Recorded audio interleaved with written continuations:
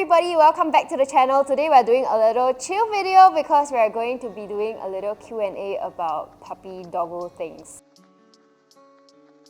If you guys don't know, this is my little Pomeranian puppy. Come Papa, Poofy! Okay, she's not really a puppy anymore. She's like 1 year, 8 months now. Oh my god, time really flies. But she's like the cutest and the prettiest in my opinion. So I actually asked you guys what questions you might have about like doggo stuff, and I have been increasingly passionate about like doggo things, so I decided to do a little Q&A. So one of the things that I really like to do, right, if you feel like your dog is always getting bored, just get like a huge ass blanket. Best if it's holey, because right, they try to like get through but then cannot get the treat. Okay, and then you just hide treats inside and then it tires the shit out of them. Later, y'all will see her at work. Okay, first question I got from Amanda. Monthly expenses for a dog on average. So Poofy is a 3.2 kg Pomeranian. So if you're asking me about monthly expenses, it will just be based on her size, which is honestly very small and therefore much cheaper than a big dog. So she's actually currently eating raw, so her food on a monthly basis per day would be $3. So on a monthly basis, I would say $120 just for the food and like her meals itself lah. So if you want to add any other things like your supplements, her grooming stuff and all, right, it would cost maybe another monthly maybe $200 more, and then her grooming would be about $80, $50 to $80. So I would say a safe estimate for a small dog monthly who is healthy, doesn't have to go for like vet checkups, you're not talking about like traveling with dog whatsoever, it would cost $500 per month. I would say that would be a pretty safe estimate. What does Poofy eat and why? Oh, I love this question. I am so passionate about it. Okay, so Poofy currently is on a raw diet. Why is she on a raw diet is because I feel that it is the most natural diet for a dog.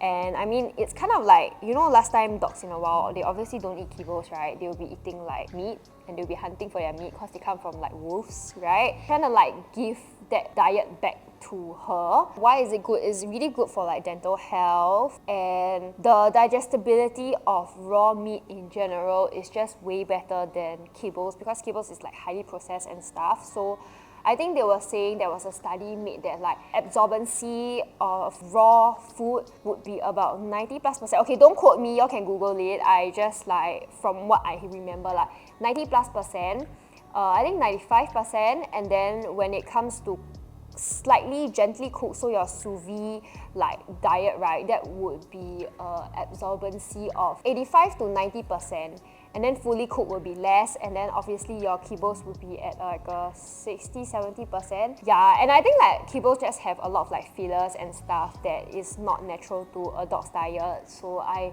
just don't believe in it. And in general, her treats, so you can see what's in this treat pouch. So she has a mixture of dehydrated and freeze-dried treat. Why I choose freeze-dried is because the digestibility and absorbency of the nutrients and the nutrients being maintained after the process of freeze drying is higher than dehydrated treats. But I also still do give dehydrated treats from time to time. You know, it's like you eat potato chips but then you don't eat potato chips all the time, right? It's like the same thing lah. She likes the texture of food lah, so she likes the crunch of like dehydrated treats, so I just give her sometimes. But most of the treats that I buy, I would say 80% would be freeze-dried. And okay, another fun fact about Poofy, if you guys have a picky ass dog like I do, you guys can actually try this trick, okay? If they refuse to eat raw, right, you can actually try serving the raw meat frozen. So that's what Poofy eats, frozen raw meat. I used to defrost her raw meat and she refused to eat it because I think she did not like the texture. You know how like the texture is just a bit like yum yum and like sticky? Yeah, so some dogs don't like it. Poofy is one of them. She likes the crunch, she likes so yeah, she just gets frozen raw meat on a daily basis for her meals. Okay, next question. How do you manage her tear stains? Okay, so I actually clean her eyes every 30 minutes to an hour. I know it's very obsessive and very crazy, but that's the way I maintain her tear stains. So you guys can see, she's like a pure white dog, like legit so white. Sorry, Poof, wait a while. Okay, I just want to show them your tear stains. How you show them? This is her tear stains. Last time when she was a puppy, it was terrible. Like really so bad. Like her whole under eye, right, was just dark. I can show you a picture. But then through slowly cleaning and making sure that it does not accumulate underneath her eye, we managed to clear it up quite a bit. I mean, she still has a little bit, like just a little bit, like just one line there, but that's the best we can do for now.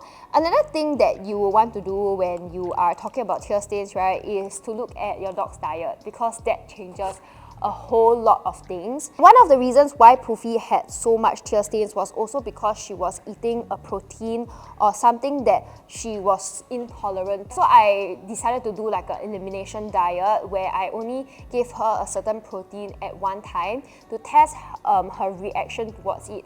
And in order to test whether she's okay with this protein, right, I would have to see her tears, whether the tear stains got worse, her poop. So her poop had to be firm, no like sticky residue and no lao sai whatsoever, whether she will itch or not. So that was a few factors that I could test out, and I got all this information from Blackfoot Raw. Like, they really like led me to kind of like test out on which protein Poofy was okay with. So I managed to test that she's the safest on chicken, venison, kangaroo, ostrich, turkey. I think these are the few proteins that she is like best on, and it really took like months of like testing in order to make sure that I was testing it right. And then like looking at her poop, I literally have a whole poop log where I say like, okay, she ate these today and like what treats and whatever, and then like her poop, whether it's good or not.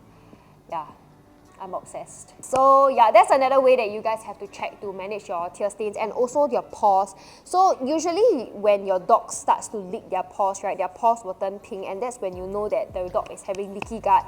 And what leaky gut means is that they are probably eating something they are intolerant to, or it's just like itchy, because you know like how you eat something that you're allergic to, right, then you start itching. It's the same thing with their paws. So when they start turning pink, like at one point Poofy's paws were pink, and then Blackfoot Raw immediately texted me and reached out to me. I was like, hey, something's not right, like her paws are so pink, something is wrong with her gut lah. So that's something that you guys have to test for. It's not that they are bored or they just want to lick their paws or it's just a habit.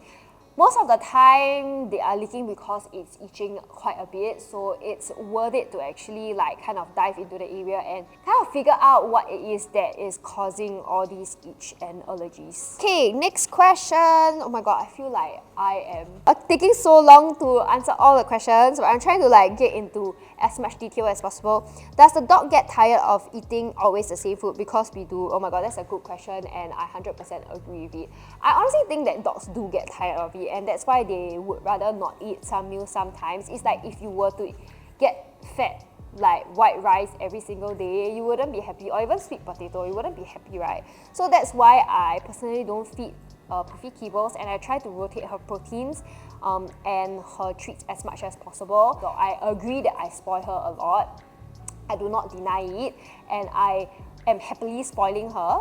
So I deal with that consequence, which is sometimes that she is picky, and I have noticed that her pattern would be that if I don't give her something for like maybe a period of time, maybe 1 week or 2 weeks, right, then she will be okay with eating it again and happily and finish it. But if I keep giving her the same things, like if I open a packet of things, right, then I just give her, then every day I just give her one, right, then she'll get bored of it.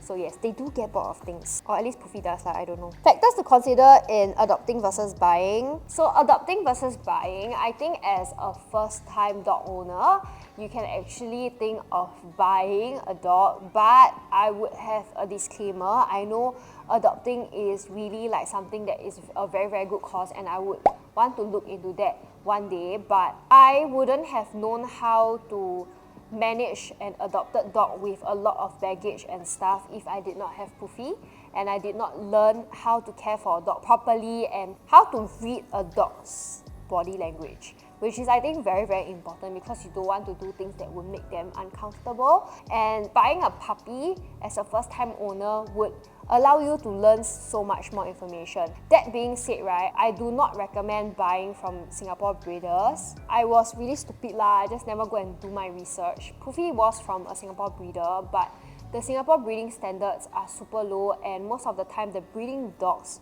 are living in terrible living conditions. And I recently like followed at Hope Dog Rescue. You guys can follow them to like look at, or like even just see the kind of dogs that they rescue. It's not even just Singapore specials, okay? It's like all kinds of different breeds, and they are all like breeding dogs where they actually rescue them. It's just so like heartbreaking when you see the kind of conditions that they are in versus like our dogs. The dogs are just living in really terrible conditions, like in metal cages. They come out with like joint problems and just overall just unhealthy and just like rotten teeth and stuff. And then like once they are done breeding them, they kind of like probably just kill them lah, right? So yeah, it's really just a money making machine lah. So actually there are a lot of ethical breeders overseas where you can actually look into. Okay, I don't know about the other breeds lah, but then I know about Pomeranian. So Pomeranian, there's actually this website called Pomeranian.org. I don't know if I'm accurate lah, but if y'all know more about this, y'all can actually let me know also. But they have a list of like ethical Pomeranian breeders that you can actually look into. And the good thing about like a dog from an ethical breeder, number one is that your dog will be healthy because they will make sure that their breeding is not like done anyhow. And number two, also the living standards of their adult poms or their adult dogs are usually like actually proper lives, if you get what I mean. They usually have like just like 1 or 2 litters and stuff like that. They make sure that the adult dog still stays healthy. They're not like used and abused and then just thrown aside. So I have just been looking into that as well because I mean, yes, I want to adopt a dog, but then like let's say if I want to buy, I just want to know if there are actually ethical ways of doing it. Poofy, you still got treat you never going to take your treat. Where's your treat? Okay, moving on, how to dog proof your house and what to prep.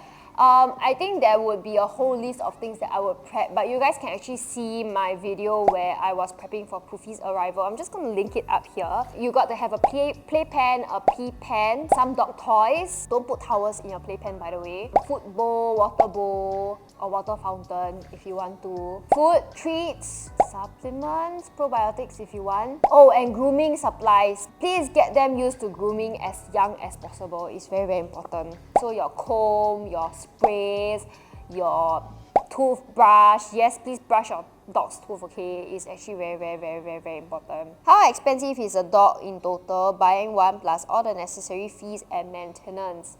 So I talked about it, it's like 500 per month, but depends on what kind of level of care you want to give your dog lah. But then if you're talking about like buying one, there is a whole range of 5k to 15k. Yeah, I know dogs these days are really crazy. Ethical breeders will definitely cost more, but I would definitely go for ethical breeders if you want to save on vet fees in future. Any recommended dog trainer or content online to share? Yes!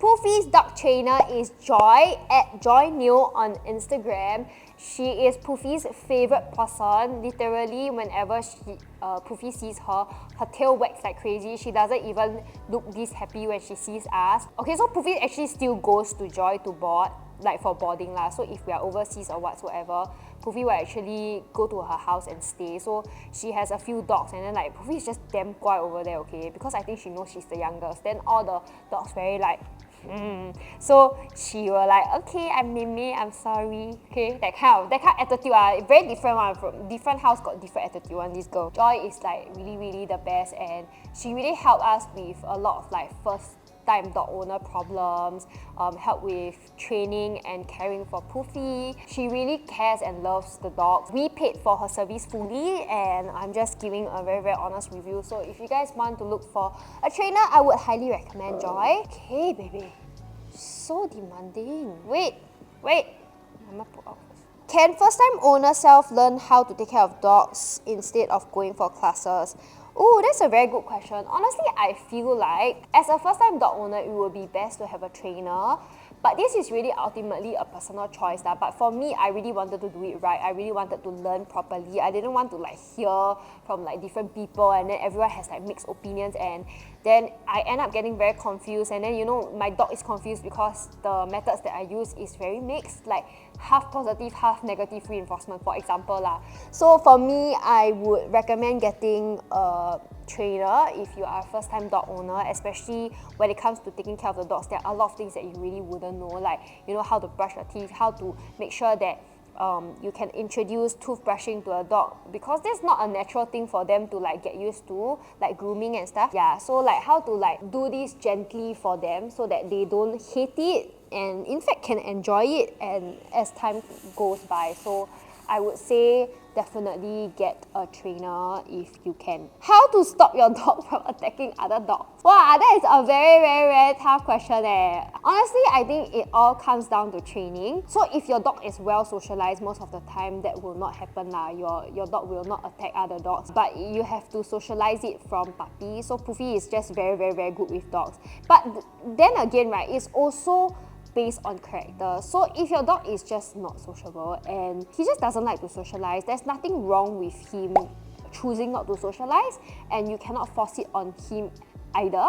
So you just got to like make the choice lah, and like just like let him be himself, because dogs all have their own personality as well. And you know, it's like if you are an introvert, you wouldn't want your parent to like force you to be an extrovert. It's like the same thing, because you'll be damn stressed, and then that stress would translate into bad behavior. Potty training tips. Oh my god, I'm very passionate about this, okay? Please always use a playpen, or you want to crate train your dog. If you want to crate train your dog, most of the time they would pee not in the house at all, so you don't have pee pad, pee tray whatsoever. There's nothing.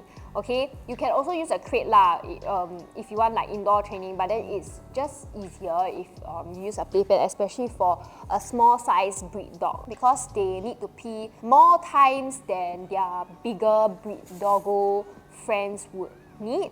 So it's important to kind of like indoor train them, and I think it's just much more convenient that way. Playpen shouldn't be too big. The bigger the area, the more chances of them making a pee mistakes. So always start with a smaller area, because if that is their bed, so it's really gonna be like bed, pee tray, right?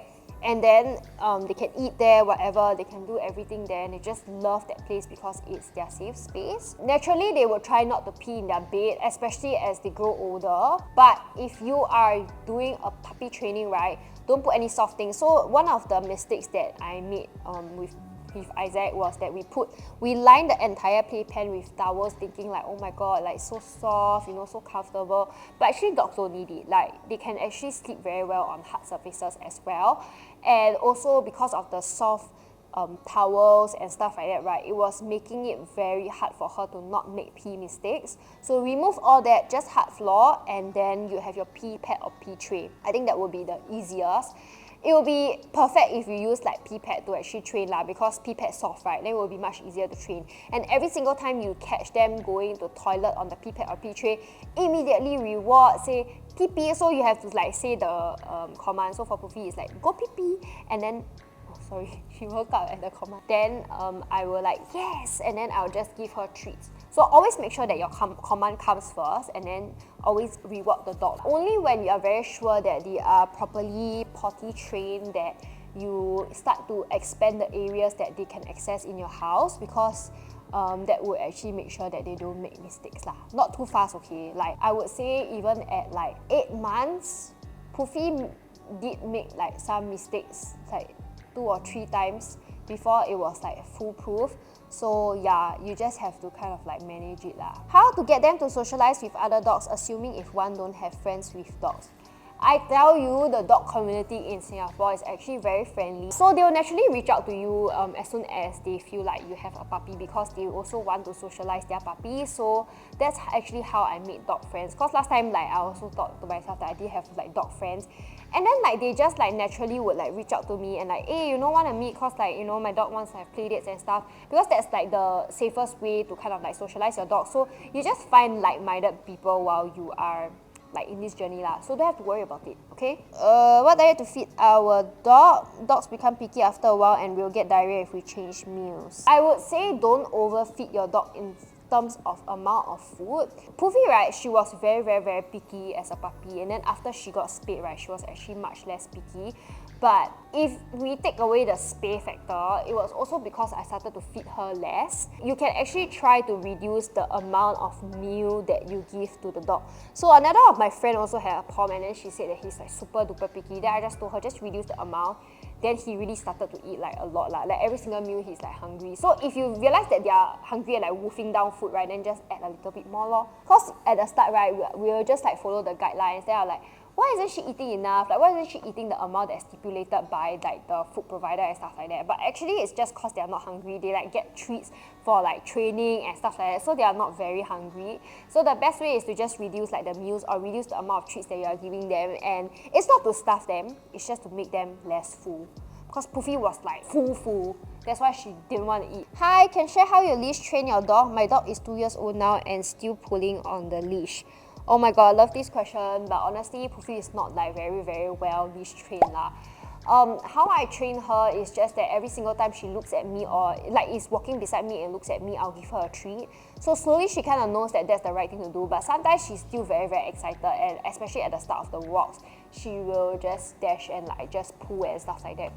But I think with like consistent effort, right, now that she is 1 year, 8 months, she actually is walking pretty well lah. Like she will walk beside me. If she feels pressure, she will not like pull and lunge as much as last time. I mean, for me, it's just I just want her to be happy with boundaries lah, right? As dogs, they actually learn very fast when they actually can get treats. And I realize that most Singaporeans don't actually like train their dog for their walks. I don't ever see Singaporeans like having treats with them when they are walking their dog.